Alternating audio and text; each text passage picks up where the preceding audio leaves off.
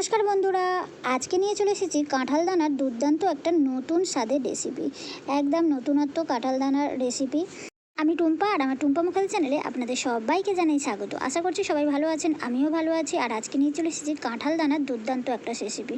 মানে এই রেসিপিটা একবার না খেলে জানতেই পারবেন না যে দুর্দান্ত কাঁঠাল দানা দিয়ে এইরকম একটা রেসিপি হতে পারে।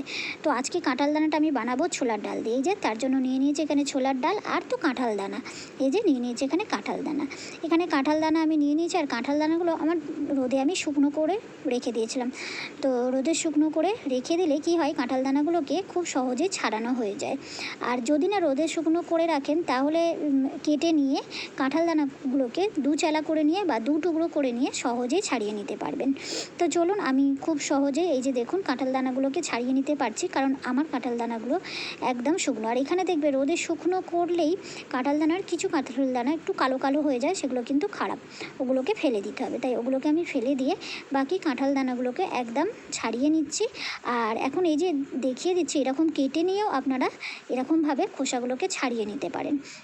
তো আমি কাঁঠাল দানাগুলোকে একটু কেটে ছোট ছোট করে নেব। তো আপনারা চাইলে গোটাও এরকম ছাড়িয়ে সেদ্ধ করে নিতে পারেন, তবে আমি আজকের একটুখানি ছাড়িয়ে ছোট ছোট করে টুকরো করে নিচ্ছি।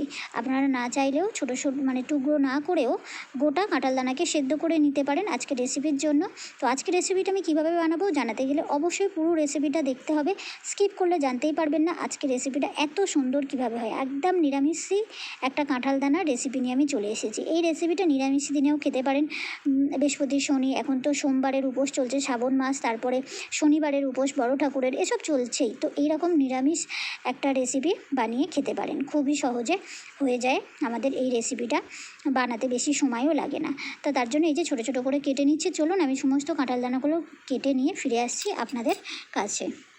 সমস্ত কাঁঠাল দানাগুলোকে আমি কেটে নিয়েছি, একদম ছোট ছোট দেখতেই পাচ্ছেন কেটে নিয়েছি, এইভাবে ছোট ছোট করে কেটে নিয়েছি। আর এখানে একটা বাটি নিয়ে নিয়েছি, আর এই যে ছোলার ডাল, এই ছোলার ডাল দিয়ে আমি বানাবো। তো এখন আমি দানাগুলোকে, কাঁঠাল দানাগুলোকে আমি সেদ্ধ করে নেবো, মানে এই কাঁঠালের বীজগুলোকে আমি সেদ্ধ করে নেব। তো যতক্ষণ সেদ্ধ হচ্ছে ততক্ষণে চলুন আমি একটা মশলা রেডি করে নিই।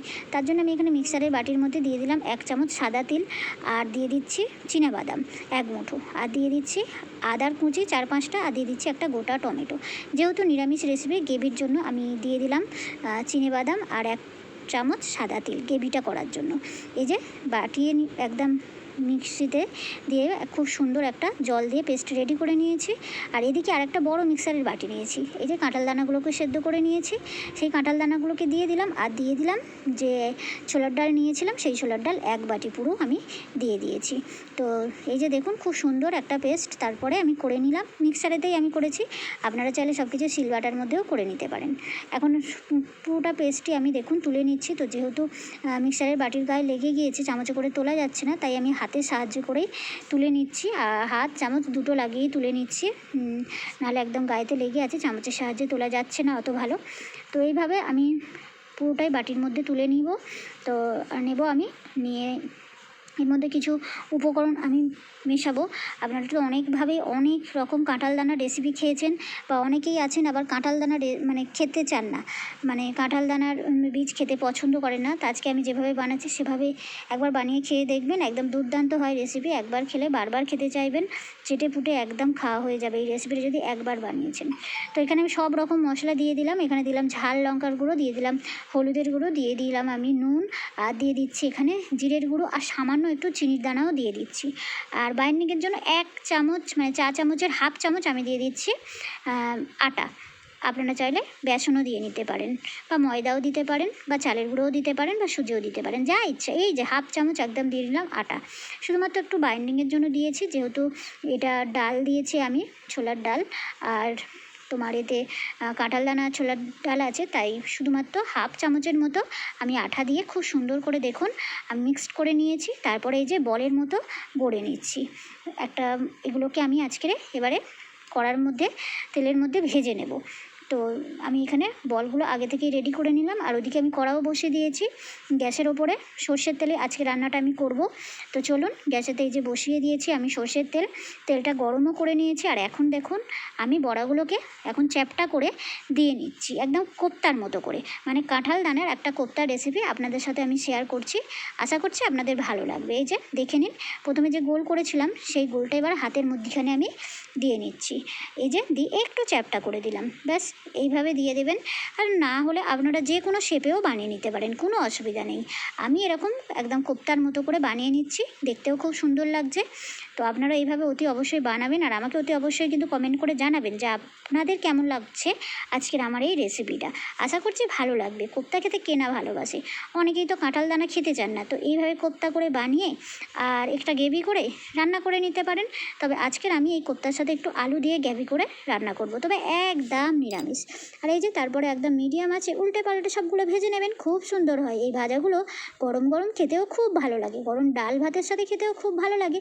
আর এখন তো বর্ষাকাল, এই বর্ষার সময় সন্ধেবেলা এইরকম একটা পকোড়া থাকলে, মানে বড়া থাকলে কার না ভালো লাগে, সবারই ভালো লাগে, তাই না বলুন?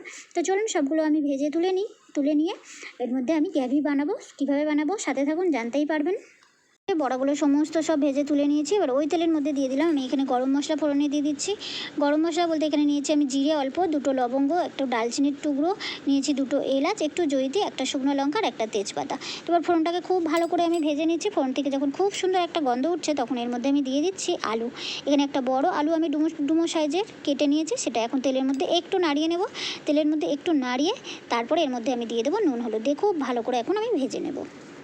আলুটার মধ্যে আমি দিয়ে দিচ্ছি এই যে নুন আর হলুদ। নুনটা অবশ্যই স্বাদের জন্য, আর কালারের জন্য অবশ্যই একটু হলুদ গুঁড়ো দিলে খুব সুন্দর একটা আলুটার কালার হবে।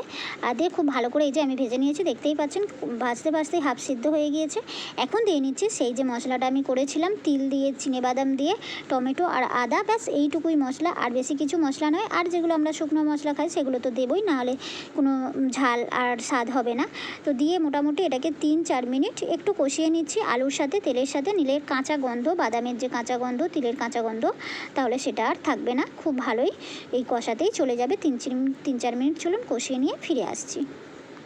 4 মিনিট কষিয়ে নিতে দেখুন খুব সুন্দর একটা তেল ছেড়েছে। এর মধ্যে আমি দিয়ে দিচ্ছি বেশ কিছুটা মশলা, দিয়ে নিচ্ছি ঝালের জন্য ঝাল লঙ্কার গুঁড়ো, কালারের জন্য হলুদ, আর দিয়ে দিয়েছি জিরের গুঁড়ো, আর দিয়ে দিয়েছি এখানে কাশ্মীরি লঙ্কার গুঁড়ো খুব সুন্দর একটা কালারের জন্য, আর নুন, আর সামান্য দিয়েছি চিনির দানা। ব্যাস এইটুকুই মশলা। আমরা রেগুলার যে মশলাগুলো খাই অবশ্যই একটু চিনি দেবেন, তাহলে খুব সুন্দর একটা টেস্ট হবে তরকারিটা। যেহেতু আমি টমেটো দিয়েছি তাই অবশ্যই একটু চিনি দিলে কোপ্তার তরকারি খেতে খুব ভালো লাগে। আর কালারের জন্য আমি কাশ্মীরি লঙ্কার গুঁড়ো দিয়েছি। আর ঝালটা যে যেরকম খেতে চান সেরকম দিয়ে নিতে পারেন। তবে আপনারা চাইলে এখানে হলুদ আর ঝাল লঙ্কার গুঁড়োটা স্কিপ করে গিয়ে সাদা রান্নাটাও করতে পারেন, যারা নিরামিষ খেতে চান। তো তাদের জন্য তারা কাঁচা লঙ্কা দিয়েও, কাঁচা লঙ্কা বেটেও রান্নাটা করে নিতে পারেন। তো আমি এখানে যেহেতু এমনি রান্নাটা করছি, নিরামিষ রান্না, নিরামিষ দিনেই খেতে পারেন, তবে স্কিপ করে যেতে পারেন। হলুদ আর ঝাল লঙ্কার গুঁড়োটা না দিয়েও কাঁচা লঙ্কা দিয়েও করতে পারেন। তো এই যে দেখুন এখনও খুব ভালো করে মোটামুটি 5-6 মিনিট আমি এটাকে কষিয়ে নেব। 5-6 মিনিট কষিয়ে নিলে যতক্ষণ তেলটা না ছাড়ছে 5-6 মিনিট ততক্ষণ আমি কষাতে থাকবো, কারণ বাদাম আছে, বাদামের তেল ছাড়বে, আর তেল তো দিয়ে রান্না, তেল তো ছাড়বেই। তো চলুন 5-6 মিনিট কষিয়ে নিয়ে দেখাচ্ছি কতটা সুন্দর কষা হয়েছে। আর এখন দেখাচ্ছে যে কোপ্তাগুলো কত সুন্দর দেখতে হয়েছে। চলুন দেখে নিন কোপ্তাগুলো কত সুন্দর দেখতে হয়েছে। এই যে দেখুন কোপ্তাগুলো কি দারুণ হয়েছে দেখতে। আর এদিকে কিন্তু আমার মশলাটাও কষা হয়ে গিয়েছে। এই যে দেখুন মশলা থেকে কতটা সুন্দর তেল ছেড়েছে। এখন যে বাটিতে আমি মশলা করেছিলাম তাতে একটু জল দিয়ে মশলার বাটিটা খুব ভালো করে ধুয়ে সেই জলটা দিয়ে এখন আবারও একটু 4-5 মিনিট কষিয়ে নেব। যতক্ষণ আবারও খুব সুন্দর একটা মানে তেল ছেড়ে যাচ্ছে ততক্ষণ পর্যন্ত কষিয়ে নেব। এতে কিন্তু আলুটা একদম খুব সুন্দর করে সেদ্ধ হবে, আর মশলাটা খুব সুন্দর কষা হবে। মশলাটা যত ভালো কষতে পারবেন ততটা সুন্দর রেসিপিটা খেতে হবে। তো চলুন কষিয়ে নিয়ে ফিরে আসছি, আপনাদের দেখাচ্ছি। এই যে দেখুন কতটা সুন্দর আবার ওপর থেকে তেল ছেড়েছে। এরপরে আপনারা যে যতটা গ্রেভি খেতে চান সেই বুঝে একটু গরম জল দিয়ে নেবেন। এই যে দেখুন যেহেতু গরম জল দিয়েছি তাই কতটা সুন্দর ফুটেছে, তাড়াতাড়ি ফুটে গিয়েছে। এই পর্যায়ে আমি এখন কোপ্তাগুলোকে ছেড়ে দেবো এর মধ্যে। কোপ্তাগুলো দিয়ে তো সেই বুঝে জলটা দেবেন, কারণ পরে কোপ্তাতে জল টেনে নেবে। তো সেই বুঝে জলটা একটু দিয়ে নেবেন, কারণ কোপ্তাতে অল্প একটু জল টানবে। তো চলুন দিয়ে দিলাম আমি কোপ্তাগুলো। কতটা সুন্দর হয়েছে কোপ্তাগুলো দেখেছেন তো? তো অবশ্যই এভাবে বানিয়ে খাবেন আর আমাকে অতি অবশ্যই কমেন্ট করে জানাবেন। আর আমার চ্যানেলে নতুন বন্ধু এসে থাকলে অবশ্যই আমার চ্যানেলটিকে সাবস্ক্রাইব করে নোটিবেলটা অল করে রাখবেন। এখন ওপর থেকে 4-5টা কাঁচা লঙ্কা ছড়িয়ে দিলাম। এটা একদম স্বাদের জন্য, একদম ঝালের জন্য নয়, খুব সুন্দর একটা ফ্লেভার আসবে সেই জন্য। 4-5 মিনিট চাপা দিয়ে রান্না করে ফিরে আসছি আপনাদের কাছে। দেখুন 4-5 মিনিট রান্না করে নিয়েছি আর কতটা সুন্দর দেখতে হয়েছে, একদম খুবই সুন্দর হয়েছে দেখতে, খেতেও কিন্তু দুর্দান্ত হয়েছে। যার কেন বলছি, আমি খেয়ে তারপরেই তো আপনাদের কাছে নিয়ে এসেছি, না খেয়ে কি আর আপনাদের কাছে রেসিপিটা নিয়ে এসেছি? খাওয়া তো হয়ে গিয়েছে, তারপরেই রেসিপিটা আপনাদের কাছে নিয়ে এসেছি। আপনারা অতি অবশ্যই এভাবে বানিয়ে খাবেন আর পারলে বন্ধুবান্ধব আত্মীয় স্বজনের মধ্যে আজকে আমার এই রেসিপিটা শেয়ারও করে দেবেন, যাতে তারা এরকম কাঁঠালের দানা ফেলে না দিয়ে এইরকম দুর্দান্ত একটা কাঁঠালের দানা রেসিপি বানিয়ে খায়। তো ওপর থেকে এবারে দিয়ে দিলাম গরম মশলা। আপনারা চাইলে ঘি দিয়ে নিতে পারেন, আমি ঘি খাই না, মানে আমাদের বাড়িতে অতটা ঘি পছন্দ করে না, আমি খাই, তবে আমাদের বাড়ির সবাই পছন্দ করে না, তাই আমি ঘিটা দিলাম না। ওপর থেকে গরম মশলা ছড়িয়ে দিলাম। ব্যাস, এবার একটু নাড়িয়ে ঢাকনা চাপা দিয়ে রেখে দিয়ে গরম গরম ভাত, রুটি, পরোটা যে কোনোর সাথে খেয়ে নেবেন। তো অবশ্যই কমেন্ট করে জানাবেন আজকের আমার এই রেসিপিটা কেমন হয়েছে। আজকের মতো আসি, সবাই ভালো থাকবেন, সুস্থ থাকবেন, ধন্যবাদ।